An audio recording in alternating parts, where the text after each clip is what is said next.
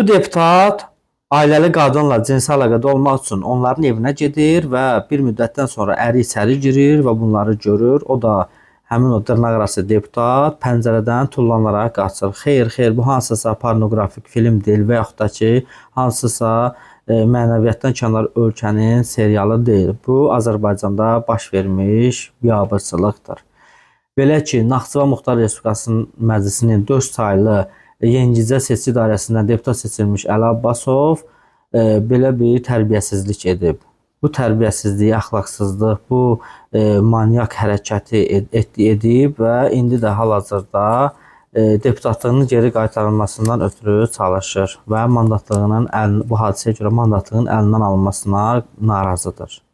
Ay şərəfsiz, ay alçaq, sən cəmaatın, millətin, deputatsan, millətin problemlərini həll etməkdən xalqın, millətin, ailəsinin namusuna göz dikirsən. Utanmırsan, sənin abrın həyən yoxdur. Sizin ailənizdə problemi belə həll edirlər.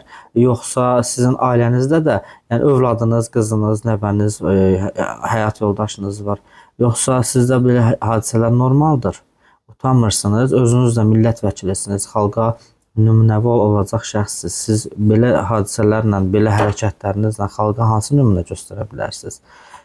Qadına gəlmişkən, bu tərbiyəsizlik, bu əxlaqsızlıq 3-5 dəqiqədən ötürü, ehtirasınızı söndürməkdən ötürü dəyərmiydi övladlarınızı, ərinizi ölkə üzrə rüsvay edəsiniz? Əziz cəmiyyətimiz, belə halların, hadisələrin sayı niyə artır? Qadınlar niyə xəyanət edir? Bu kişilər niyə belə hərəkətlərə yol verir? Sən utanmırsan, əbrın həyən yoxdur, cəmaatın evinə gedirsən. Qorxusuzluq, yəni sənin mandatına, deputat olmağına görədir. Belə halların sayı niyə artır? Belə insanları, belə şərəfsiz, alçaq insanları necə cəzalandırmaq lazımdır?